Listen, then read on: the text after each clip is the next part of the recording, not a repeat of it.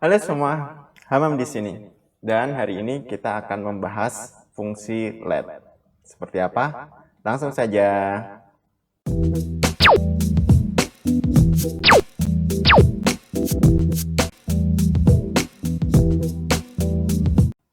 Jadi ini adalah fungsi LED. Jadi rumusnya itu LED, kemudian pasangan nama dan nilai, kemudian opsional bisa pasangan nama dan nilai berikutnya, kemudian yang terakhir calculation atau perhitungan. Jadi jumlah pembentuknya, jumlah ininya nanti ganjil. Nah, LED ini fungsinya itu untuk menyimpan variabel atau menyimpan nilai sementara. Jadi contoh sederhananya, misalnya di sini LED, kemudian mungkin kalau kita kembali ke pelajaran sekolah, misalnya kita mau pakai X, misalnya X itu 5, kemudian Y itu, nah ini pasangan yang kedua, Y misalnya 4, nah maka misalnya kita pengen tahu X kali Y, kita bisa tuliskan X kali Y, kita tutup kurung, maka kita dapat 20. Nah, jadi LED itu menyimpan dalam fungsi LED-nya di sini X itu menyimpan nilai 5, kemudian Y itu menyimpan nilai 4, sehingga perhitungannya, calculation-nya X kali Y 5 kali 4 hasilnya 20. Nah, ini bisa digunakan untuk memudahkan pembacaan rumus. Misalnya di sini saya ada data, how does occupational fraud affect organizations in different industries. Jadi bagaimana fraud itu mengganggu, mengakibatkan kerugian di berbagai industri. Datanya dari ACFE, bisa di-download di situsnya. Nah, misalnya di sini ada agriculture itu ada 40 kasus, median loss-nya 100.000 USD. Ada di bidang education itu kasusnya 82, median loss-nya 65.000 USD. Ini yang paling besar itu ini mining, casesnya 26 tapi median loss-nya 475.000 USD. Nah, misalnya di sini kita mau memberikan catatan. Catatannya di sini saya tentukan jika di bawah rata-rata kita kasih catatan di bawah rata-rata. Ini untuk kasusnya ya. Jika di atas rata-rata namun di bawah dari 110% dari rata-rata, maka di atas rata-rata. Nah, jika di atas 110% dari rata-rata, maka kasusnya kita kasih catatan tinggi. Jumlah kasus, bukan yang median loss. Nah, ini rumusnya sudah saya tulis. Di sini saya pakai if. Nah, rumusnya jika kita baca if B4, nah B4 yang ini itu kurang dari average, rata-rata dari B4 sampai B26 sampai sini. Nah, maka di bawah rata-rata. Jika tidak di bawah rata-rata, kita pakai if lagi. Jadi ini if dalam if ya. Nah, jika tidak di bawah rata-rata, nah jika masih di bawah 110% dari rata-rata, maka di atas rata-rata. Namun jika tidak, berarti dia di atas 110%, maka tinggi. Nah, ini kita bisa lihat average di sini berulang 2 kali. Dan dalam average-nya ini bisa kita masukkan ke dalam fungsi LED sehingga nanti rumusnya lebih mudah dibaca. Jadi di sini depannya kita pasang LED, kemudian kita tentukan misalnya rata-rata kita pakai kode RT, kemudian nah di sini kita masukkan rumus average-nya, average. Nah, tutup kurung.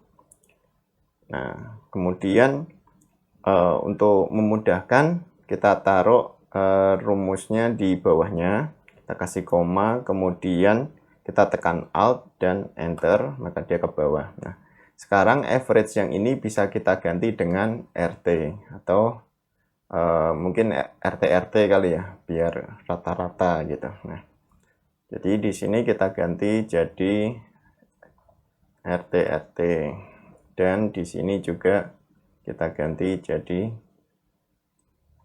RT.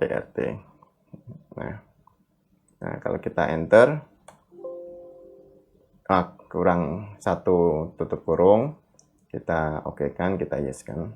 Oke, nah di sini jadi kita menggunakan LED untuk menyimpan nilai rata-rata, yaitu rumus ini average di sini ke dalam RT. Nah, kemudian kita gunakan RT ini di dalam rumus B4 kurang dari rata-rata, maka di bawah rata-rata. Jika tidak kurang dari rata-rata, tapi kurang dari 100% dari rata-rata, maka di atas rata-rata, dan jika lebih, maka tinggi. Nah, seperti itu penggunaan LED.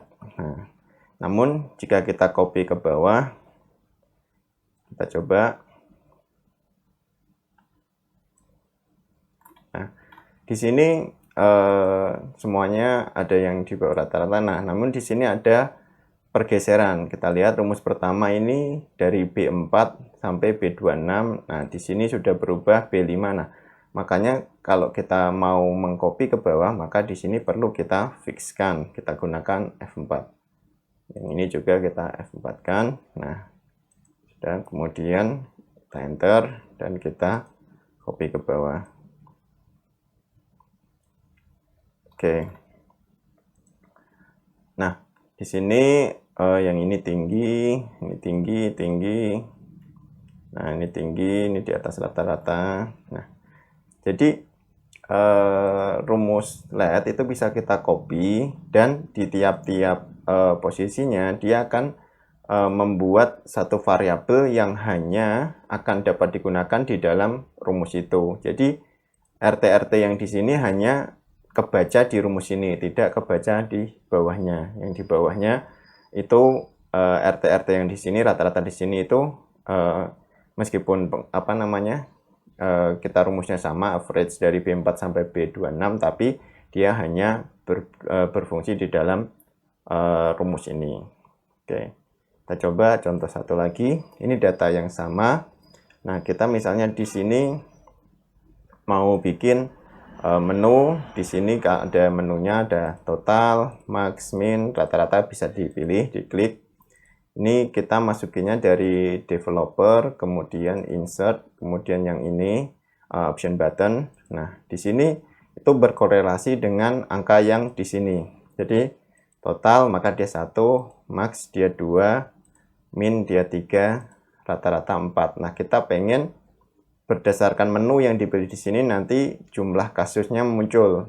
Jadi kalau misalnya pilih total, maka total kasus di sini berapa muncul. Jika kita pilih max, maka kasus yang paling besar berapa, min, kasus yang paling kecil berapa, dan kalau rata-rata maka rata-rata yang muncul berapa. Nah, yang pertama kita perlu mengidentifikasi rumus yang mau kita gunakan.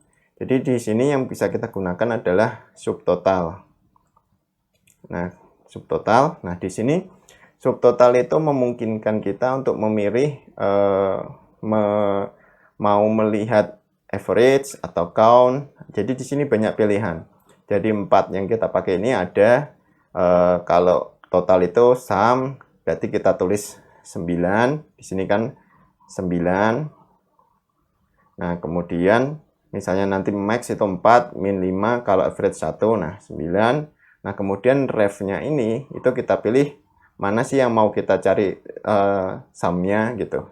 Mau kita cari subtotalnya yang mana? Nah, misalnya sini. Begini, tutup kurung, enter. Nah, maka kita dapat subtotalnya. Jumlahnya keseluruhan segini. Nah, ini kalau misalnya kita ganti, tadi kan opsinya misalnya mau cari rata-rata, maka 1, ini average, di sini rata-rata, maka angkanya berubah jadi rata-rata. Nah, itu.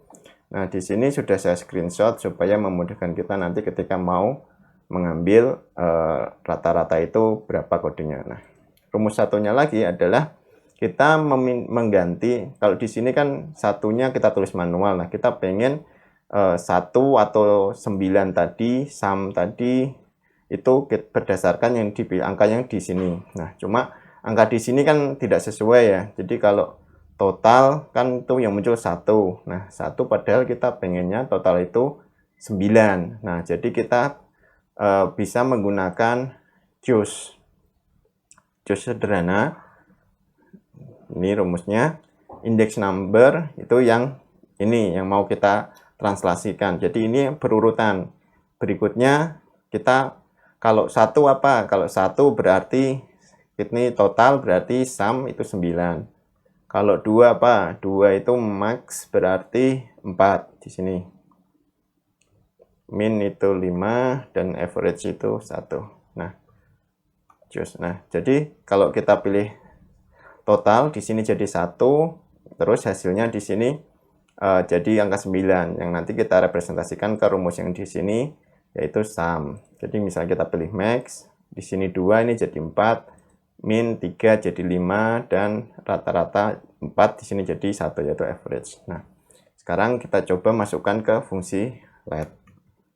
Jadi let, saya tulis di sini saja.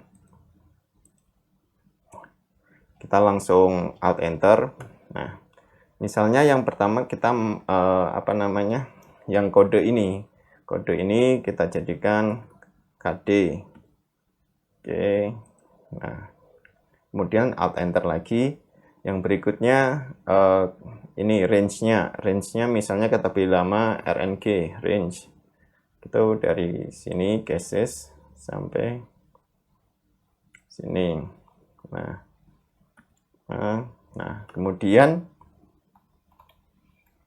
kita mau merubah kode ini jadi di sini. Ini agregator lah kita istilahkan.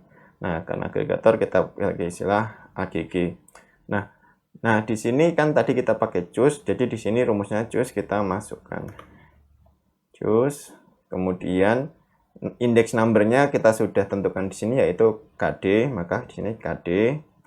Nah, kemudian value-nya tadi yang pertama itu kalau 1 itu total, itu sum 9, max itu 4, min itu 5, dan average itu 1. Nah, tutup kurung. Nah, kemudian alt enter lagi. Nah, ini terakhir hasilnya yang kita menggunakan rumus subtotal tadi. Subtotal. Nah, di sini function number-nya berdasarkan agregat, yaitu yang kita tentukan di sini, AGG. Nah, kemudian ref-nya itu range, yaitu yang sudah kita tentukan di sini, RNG. Nah, karena kita tidak mau copy kemana-mana, maka di sini tidak perlu kita fixkan, nggak akan masalah. Oke, kita tutup kurung untuk let-nya dan enter. Nah, maka kita dapat.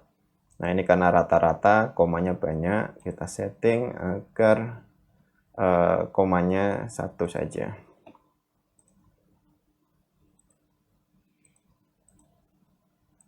Oke, nah jadi kalau kita total, kita dapat ini total, ini max, ini min, ini rata-rata. Nah, kalau kita menggunakan fungsi let begini, ada kalanya kita perlu melakukan debugging. Artinya misalnya kita bingung nih, rumusnya nggak berfungsi. Yang salah di mana? Misalnya kita pengen ngecek KD ini benar apa enggak nih, KD atau range ini sudah betul apa masih salah, agregat ini betul apa salah. Misalnya agregat ini yang krusial mau kita cek, caranya gimana? Nah, caranya yang pertama misalnya subtotal ini kita jadikan juga sebagai satu variabel, misalnya kita beri nama hasil. Nah, hasilnya subtotal. Nah, ini kalau kita panggil hasilnya, maka paling bawah kita tinggal tulis HSL, tutup kurung, maka kita dapat hasil yang sama seperti tadi. Nah, jika kita misalnya mau ngecek agregat yang muncul berapa sih? Nah, kita tinggal ganti AGG ini. Nah, taruh bawah. Artinya di calculation-nya kita manggil yang AGG. Nah, kita enter, maka kita dapat, oh agregatnya kalau 4 ini jadinya 1. 4 itu ini rata-rata 1 betul nggak sih? Oh iya betul 1. Total oh 9 ini apa? Oh ini memang 9 itu sum, jadi betul. Nah, jadi fungsi let ini kita bisa mendefinisikan suatu variabel di dalamnya, dan sebenarnya kita tidak harus menggunakan variabel yang kita buat di dalamnya. Seperti ini, di sini ada hasil subtotal, kita tidak menggunakan sama sekali, kita cuma memanggil agregatnya di sini. Jadi di sini untuk tujuan debugging, misalnya ada problem di rumusnya, hasilnya tidak sesuai yang kita inginkan, kita pengen cari tahu yang salah di bagian mana. Nah, oke. Nah, jadi itu tadi fungsi let. Dia membantu kita untuk lebih memudahkan membaca rumus yang kita buat dan juga untuk menyimpan variabel sementara yang kita gunakan dalam rumus. Apakah bermanfaat? Jangan lupa like dan subscribe jika bermanfaat. Hamam di sini, terima kasih.